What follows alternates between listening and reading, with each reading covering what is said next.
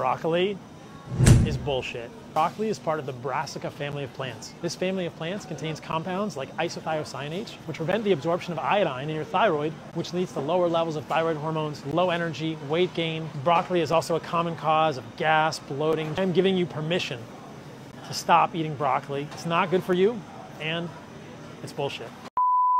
Takže máme tu znova Paula Saladina, známeho proponenta carnivore stravovania, kde v nedávnom videu som obhajoval ovsenú kašu, ktorá podľa neho je veľký odpad a nemali by ju ľudia jesť. A prichádza teraz s novým videjkom, kde si to odnáša chudátko brokolica. Brokolica, napríklad aj s karfiolom, patria medzi tzv. Krížokveté rastliny a Paulov argument je, že obsahujú izotiokianáty, ktoré blokujú vstrebávanie jódu, a to môže viesť k zníženiu funkcie štítnej žľazy. Ďalej spomína aj to, že brokolica prispieva k priberaniu, že sa s nej strašne prdí a teda dáva nám zvolenie prestať ju jesť, pretože je to proste sprostosť. Ľudia, úprimne, poznáte niekoho, kto začal priberať tým, že začal jesť viacej brokolice? Ak áno, pošlite mi prosím vás na neho kontakt. Rád by som si s týmto človekom pohovoril, ako to dokázal a koľko tón brokolice za tým stojí, že začal priberať. Čo si však môžeš všimnúť, že znova robí, tak ako to robil aj pri tej ovsenej kaši a nerobí to iba on, aby to nevyznalo, že mám niečo vyslovené iba proti nemu. Robia to všetci takíto vyznávači nejakej stravy, či sú to vegáni, karnivoráci, fasting, čokoľvek. Vždycky je to štýl, že nájdu si nejaký jeden komponent, nejaký chemický prvok v danej nejakej potravine, ten izolujú takto do vákua a vytvoria okolo neho strašidelný príbeh bez kontextu. Častokrát sú všetky tieto tvrdenia založené iba na nejakých mechanizmoch. Čiže áno, existuje možno nejaký mechanizmus, kde nadmerná konzumácia izotiokianátov bude spôsobovať nižšie vstrebávanie jódu. Následne možno existuje ďalší mechanizmus, kde u ľudí, ktorí majú nižšie vstrebávanie jódu, môžeš vidieť zníženú funkciu štítnej žľazy.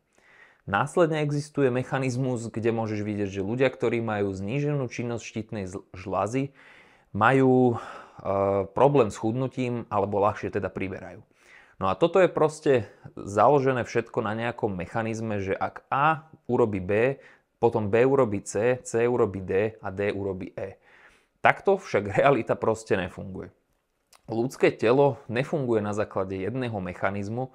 Ľudské telo a jeho fungovanie je súhrn stoviek, ak nie tisícok mechanizmov, ktoré fungujú v tvojom tele proste naraz a ich výsledný chod bude udávať to, či tvoje telo proste funguje v zdravom v úvodzovkách alebo nezdravom režime. Presne kvôli tomuto sa potom robia štúdie na ľuďoch, pretože nezaujíma nás, alebo teda nemal by nikoho zaujímať mechanizmus, ale výsledok toho mechanizmu, či je v praxi taký, ako by sa mohlo zdať. Čiže áno, najstrašidelnejší mechanizmus, že pane Bože, keď budeš jesť izotiokianáty, zníži sa ti vstrebávanie jódu a tým pádom máš zníženú činnosť štítnej žľazy. Poďme spraviť teda štúdiu na ľuďoch, či niečo takéto sme si všimli. Našťastie ich máme, avšak títo ľudia samozrejme tiež s tými štúdiami je to také divné. Tie, ktoré podporujú ich zaujatosť a ich názor, tak tie ti budú prezentovať ako dobré. Tie, ktoré sú proti ich názoru a presvedčeniu, budú hádzať do skupiny, že sú financované takou spoločnosťou a nedá sa im veriť a podobne. Následne častokrát títo ľudia nechápu rozdiel medzi in vitro, in vivo štúdiami. Dávajú na rovnaký level napríklad randomizované kontrolované štúdie na ľuďoch s napríklad epidemiologickými štúdiami alebo dokonca so štúdiami na zvieratách, kde áno, niekedy sa stane, že to, čo sa zbadá na zvieratách, sa prenese aj v štúdiách na ľuďoch, ale není to absolútne pravidlom a je väčšie percento tých štúdií, ktoré nepotvrdzujú u ľudí to, čo sa napríklad u zvierat potvrdzuje. Takže kým sa začneme nejakého mechanizmu báť, pozrime sa najprv na to, čo hovoria reálne štúdie na ľuďoch, pretože to je to, čo by nás malo zaujímať. Ten výsledok by nás mal zaujímať, nie nejaký teoretický mechanizmus, ktorý znie strašidelne, ale vo výsledku to nič nerobí. Napríklad v tejto štúdii pozorovali priamo, či ľudia majú zníženú činnosť štítnej žľazy a nič také sa nepotvrdilo, čo zjavne dáva najavo, že tá dávka izotiokianátov, ktorú prijímali, z tej bežnej stravy, ktorá teda že vraj by mala byť hrozná, tak bola tak nízka, že to v konečnom dôsledku nejak tvoje telo a štítnu žľazu a hormóny štítnej žľazy neovplyvnilo. Ďalej máme mnoho štúdií, ktoré ukazujú, že konzumácia týchto krížokvetých rastlín znižuje zápalové procesy v tele, zlepšuje celkové metabolické zdravie, znižuje riziko rakoviny, znižuje riziko ochorení srdca, prispieva k redukcii hmotnosti, nie k priberaniu, zlepšuje inzulínovú senzitivitu a pravdepodobne je spojená aj s tým, že ľudia sa dožijú dlhšie. Takže čo sa týka konzumácie brokolice a zdravia človeka, drvivá väčšina, ak nie všetky štúdie, ktoré nájdeš, budú ukazovať pozitívny vplyv a nie negatívny. Ďalej, čo sa týka tej plynatosti. Plynatosť sa týka nielen brokolice, ale týka sa rôznych potravín, ktoré konzumuješ. To, že z nejakej potraviny máš vyššiu plynatosť, není chyba tej potraviny, je to tvoj v úvodzovkách problém a je to buď spôsobené tým, že máš na to intoleranciu, alebo nekonzumuješ túto potravinu pravidelne, čiže nemáš vo svojich črevách akoby vytvorené tie baktérie a to prostredie, ktoré by túto potravinu tolerovali v pohode. A tým pádom, ak si dáš po dlhej dobe nejakú takúto, povedzme, šokantnú potravinu, tak môže spôsobiť nadmernú plynatosť. Ďalej môže to byť len spôsobené tým, že dávaš vysokú dávku tejto potraviny.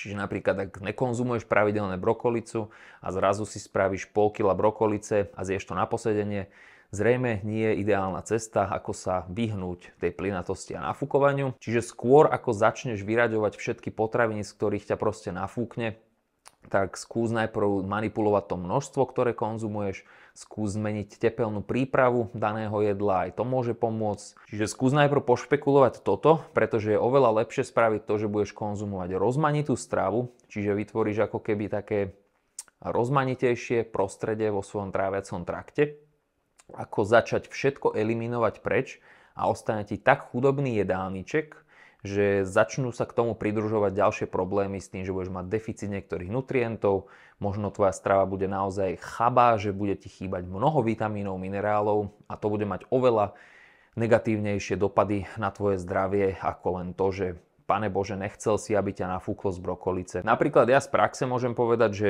to isté som pozoroval napríklad pri konzumácii hovädzieho mäsa. Nejedával som ho nejak pravidelne, mal som ho sporadicky, možno raz za mesiac a pol. A vždy, keď som si ho dal, tak bolo mi z neho ťažko, nafúkovalo ma plynatosť a podobne. Ako náhle som začal teraz pravidelnejšie konzumovať toto mäso, mám povedzme steak 2-krát za týždeň, tak tieto problémy už nebadám na sebe, pretože zrejme som si vytvoril v mojich črevách a v tráviacom trakte to prostredie vhodné na to, aby v pohodičke bojovalo s touto potravinou a aby nevznikal taký problém ako kedysi. Ale hovorím, skôr ako začneš vyraďovať potraviny, skús manipulovať to množstvo, tepelnú prípravu a frekvenciu v tvojom jedálničku a až naozaj potom, ak ti to je diskomfortné, že proste je ti z toho naozaj ťažko a brokolica napríklad ti nevyhovuje, že máš z toho až bolestivé krče, kľudne ju vyrať, není to nutnosť, že musíš ju jesť, len som chcel adresovať tieto všetky mechanistické záležitosti, ktoré v teoretickej rovine znejú strašne strašidelne, ale realita je taká, že nič z toho sa častokrát nepotvrdí.